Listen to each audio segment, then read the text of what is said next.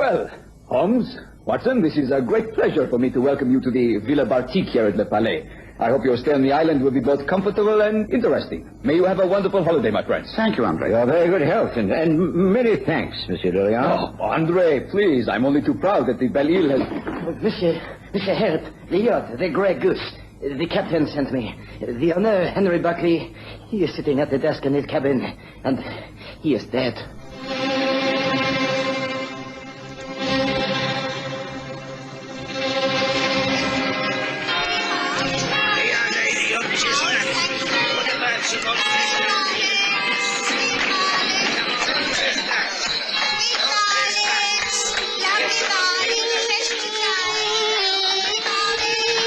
We present the Stories of Sherlock Holmes.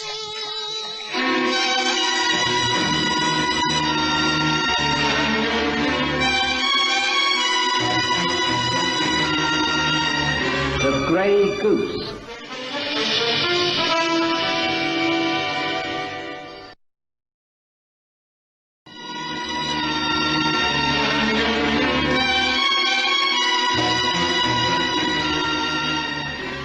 Sherlock Holmes and I were taking one of our very rare holidays abroad together. It was in the summer of 1883, and the weather was glorious. Holmes had just finished an international case in Geneva, in which he had managed to greatly help Andre Lorient, a French diplomat and businessman. Lorient showed his gratitude in practical terms, part of which was to press an invitation upon Holmes and me to visit his villa at Le Palais on the Belle-Ile. That comparatively little-known island in the Bay of Biscay was, in those days, quite unspoiled. And we were out to enjoy ourselves enormously, when, that lunchtime, a sailor from a British yacht lying at anchor out in the harbour came with an urgent request for help. As we were rowed from the shore, Andre Lorient explained. The yacht ahead is the Grey Goose. She is owned by Henry Buckley. You may have heard of him. Quite a rich man, in similar business to myself. He married a French girl, Marcel. They sail these waters quite regularly, as the Barclays have a house in Nantes. The captain of the Grey Goose is French, Yves Sarnal.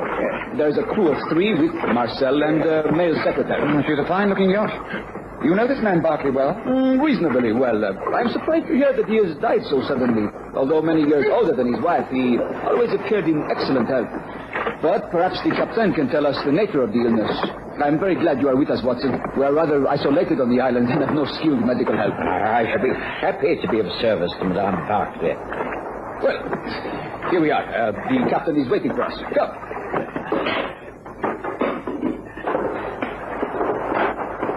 Yes, monsieur, I help you. Come. After you, Holmes. Watson. Thank you. We climbed aboard the Grey Goose and found the captain waiting for us. After the necessary introductions, he showed us down a small companionway into the master cabin. It was furnished as a comfortable lounge, but also had the air of a businessman's office. Our attention was immediately focused upon the desk. Sprawled across it was the body of Henry Barclay. His face was contorted in a death agony.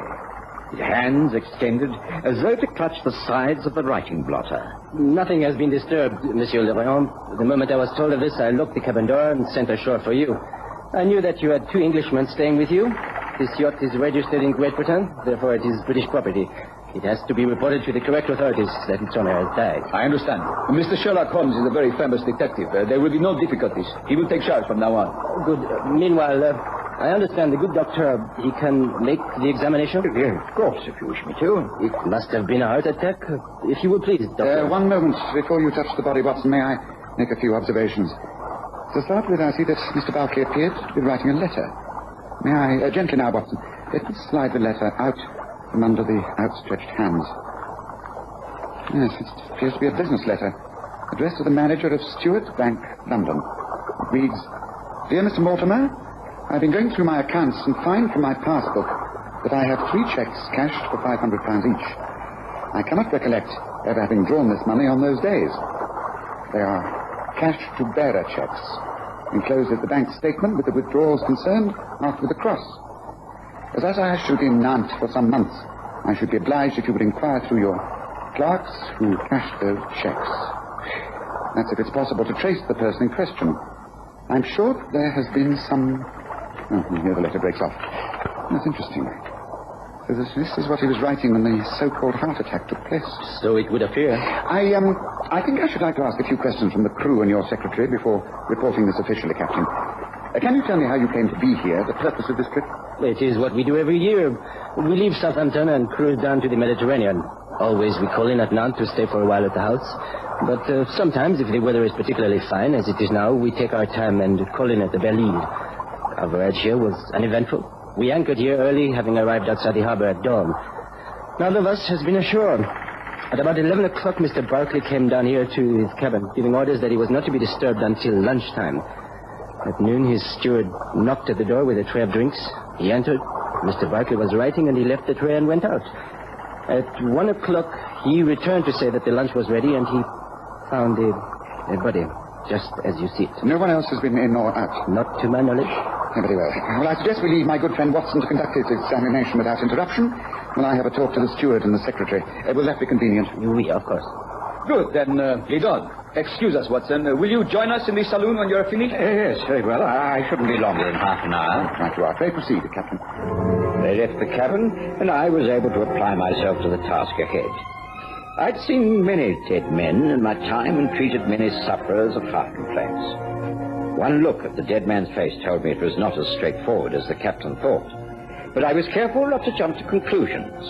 I checked and rechecked as Holmes was taken aft to question the cabin steward at some length. And then... It is just as I told you, Monsieur Holmes. I prepare Monsieur Barclay's drinks tray as usual. I take it in, and he looks at it, and he points to the table. I place it down and leave. What was he doing at the time? Was he at the desk? Which table did you use? Oh, he was writing at the desk. The table was the one under the starboard window.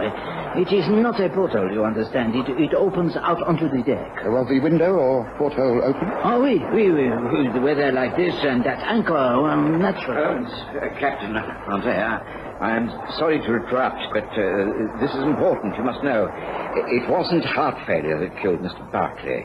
He was poisoned. Oh, poison? By what exact poison, I do not yet know, but I'm sure it was administered to him by means of a drink. Poisoned? But who could have done such a thing? I think that is what we are here to find out. Might I suggest we return to the cabin? I take it that you locked the door, Watson? Yes, I have the key. Very well, steward. We shall not require you again at the moment. Please see that no one goes ashore. Very good, Captain. Perhaps I might interview the secretary in there. Could that be arranged also, Captain?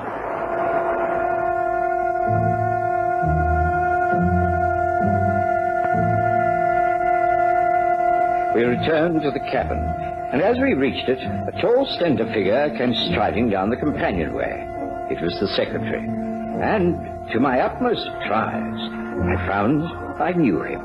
Well, David Dayton, surely James Dayton's son. Good heavens, Dr. Watson. My father's old friend. Gracious me, what are you doing here, sir? Well, Sherlock Holmes and I are staying with Monsieur Lorient on the island, and we were sent for in connection with Mr. Barclay's death. You his secretary? Yes, that's right. I've been with him for a couple of years now. He found me useful because it's a British yacht and a French crew. Henry himself couldn't have been more English, but his wife is French. And as my mother was French, and I speak both languages equally well, I fit in rather well. Or rather, I did until this happened. Wasn't luck. A heart attack is the last thing I thought would have happened. It wasn't a heart attack, David. He was poisoned. You can't mean that. Poisoned? No. Has anyone told Mrs. Barclay? No, we have only just found out ourselves. I need confirmation. There should be a post-mortem, but I'm prepared to stake my reputation that it was poison. The steward knows, and therefore I think it's fair to assume that the rest of the crew know. Might I suggest that you're the best person to break this news to Mrs. Barclay, Captain? That should be good enough to do so straight away. And would you care to come inside, Mr. Dayton? I should like to ask you a few questions. Yes, of course.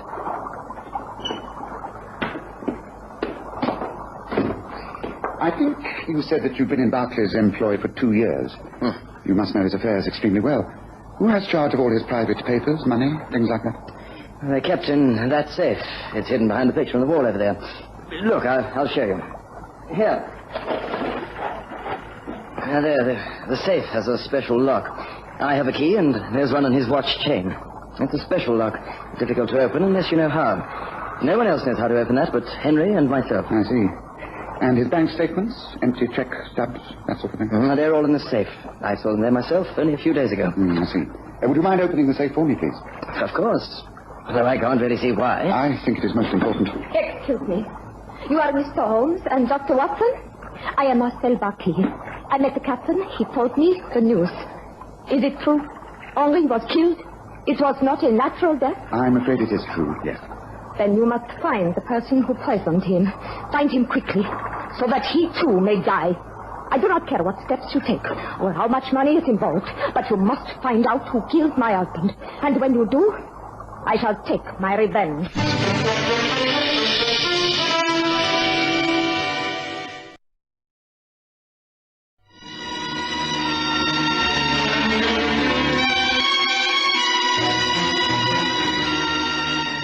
Madame Barclay was very clearly a Frenchwoman. She was extremely beautiful, dark hair and blue eyes that looked straight at you quite fearlessly.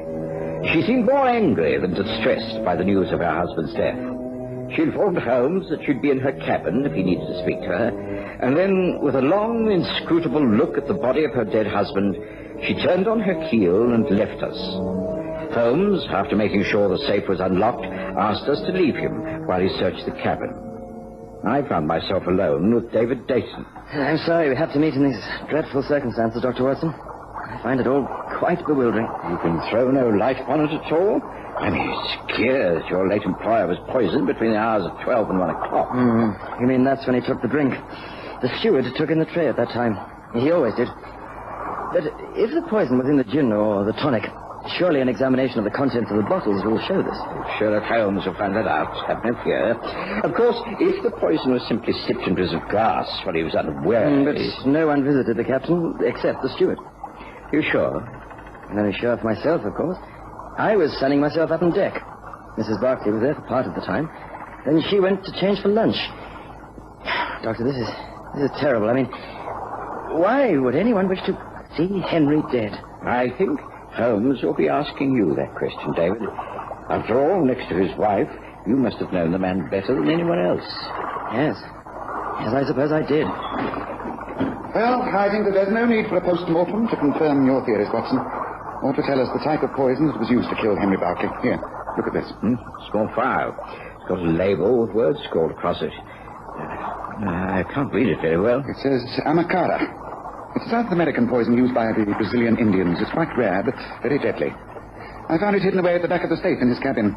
That's what killed him, all right. But how? I mean, well, I don't understand. 2 or 3 drops of this in the bottom of the glass. The drinks tray was placed as usual on the table in front of the open window porthole that looked out onto the deck.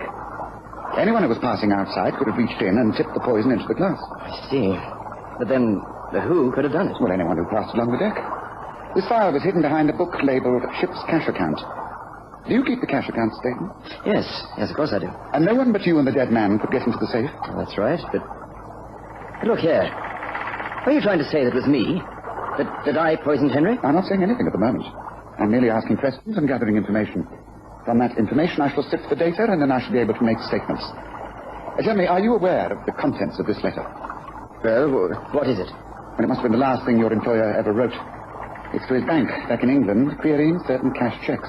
Also in the safe was this balance sheet from the bank, which has the items marked in red ink. 3 checks of £500 each. The letter says that Barclay doesn't remember authorizing those withdrawals or signing those checks. Let me see that. But I withdrew these cash amounts. You admit it? Of course I do. I was asked to make them. Henry asked me to do so. I made the withdrawals and took the cash and gave it to him straight away. What did he do with the money? How do I know? He must have had a reason for wanting the cash. I suppose he spent it. But if that is so, why write the letter? 3 lots of £500. And he can't recall cashing those amounts, so it doesn't make sense. Look, none of this makes sense. The way things are looking at the moment, it all points to me, doesn't it? The file hidden away, the bank book, the missing money, and I cashed it. But I didn't do these things. You've got to believe me, Mr. Holmes. I didn't do it. What motive could I have had? I don't know. One final question, Dayton. What are your feelings for Marcel Barclay? Are they strictly platonic or of a somewhat romantic nature? They are strictly those of a servant and his employer's wife. There is nothing at all between us. And if you think that is a motive for me becoming mixed up in murder, Then you're very mistaken. Now, please, may I go now? David Dayton moved away. I stared at Holmes. I simply could not believe that the young man who was the son of my old friend James Dayton could be a murderer. Holmes gestured to me to follow him, and we both made our way up onto the deck. And there, leaning against the rail, we looked out across the water to the vastness of the Bay of Biscay. Holmes was silent. Eventually, I could bear it no longer. Holmes, this is impossible. Great heavens, I know Dayton's family. They're decent, civilized people, good citizens. There's never been the slightest scandal in their family. I simply can't believe that David is involved in all this. Oh, he's involved, all right, Watson. That's clear enough. You don't think he killed Barclay, do you? I mean, why? What's the motive? Well, it could be money. We know that £1,500 is suspected of being stolen. Yes, but David explained all that. He said it was at Barclay's request. He hasn't got the money. Well, there's no proof of that, Watson. When a man is arrested and stands trial, he has to produce facts. Holmes, it sounds as though you've already made up your mind that he's guilty. Oh, certainly not, Watson. Quite the reverse. I'm sure he is innocent. What? Why? I mean, you've been talking of facts. The facts are all against him. You've made them all fit in. On the contrary, Watson, there are a few simple facts that do not fit in at all. To start with, for the poison. It's a very rare Brazilian poison, not much known in Europe. Now, according to the log, this yacht last visited Brazilian waters 4 years ago, just after Barclay married Marcel. Dayton was not with them at the time. I don't see how that file could have come into his possession. And another fact is, of course, why was the file hidden in the safe behind the cash book? If Dayton had used the poison, surely he would have thrown the file overboard, broken it, destroyed the evidence. Yes, well, that is, unless there was more poison in the file, if he wished to use it again. You saw the file, it was empty. And of course there's the timing. The poison was put into the dead man's glass, and yet, after using it, someone put it back into the safe. But quite impossible. No, Watson. There's been an extremely complicated plot to kill Barclay and place the guilt on Dayton. And that bears investigation. Holmes, I'm literally and figuratively all at sea. What's it all about? What happens now? I have a short talk to Madame Barclay, and then we leave for the island. Don't worry, Watson. Your young friend will not hang for a crime he did not commit. Excuse me, I shall be but a few minutes.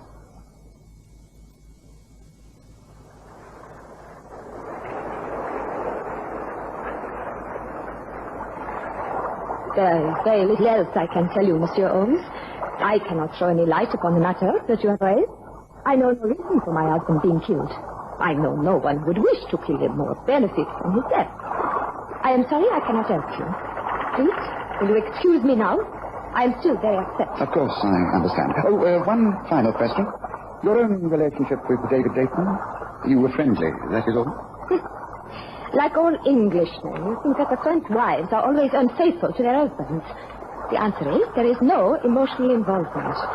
David did at one time show some interest in me. I quietly told him that I was in love with my husband, and that was that. I even told Henri about it. We laughed together. That is all.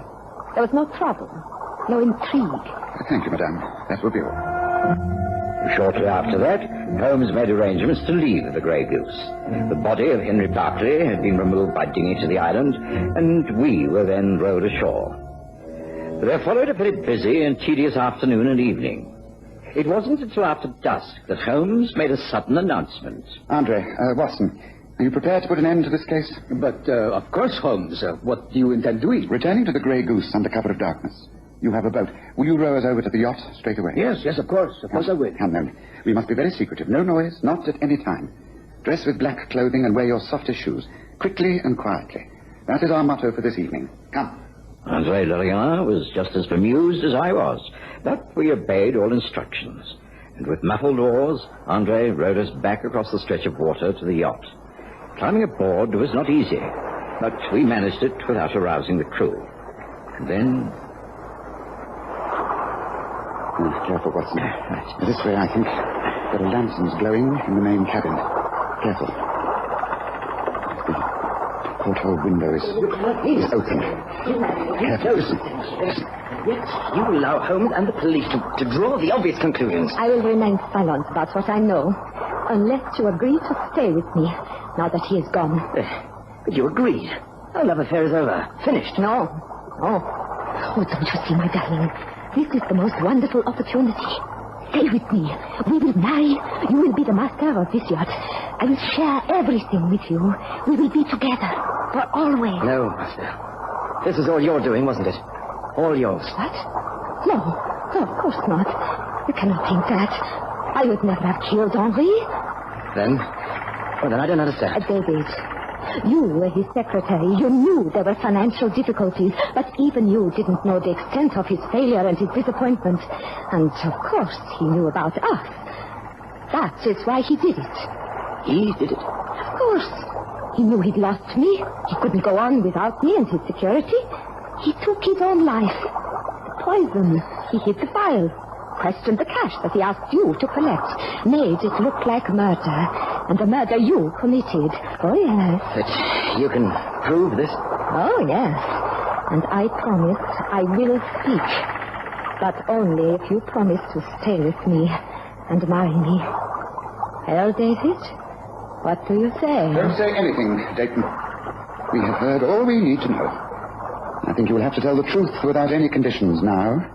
Don't you, madame? And so, with Andre and myself as witnesses, Marcel Barclay broke down and told the whole story. David Dayton was completely cleared of all suspicions.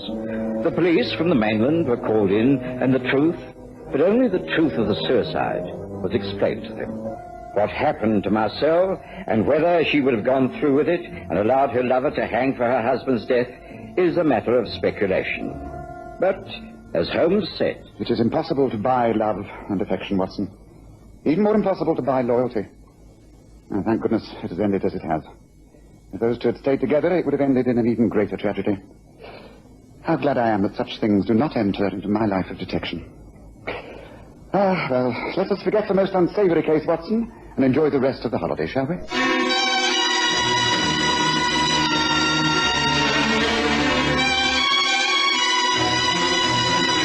Listen again next Sunday to The Stories of Sherlock Holmes, with Graham Armitage as Holmes and Kerry Jordan as Dr. Watson.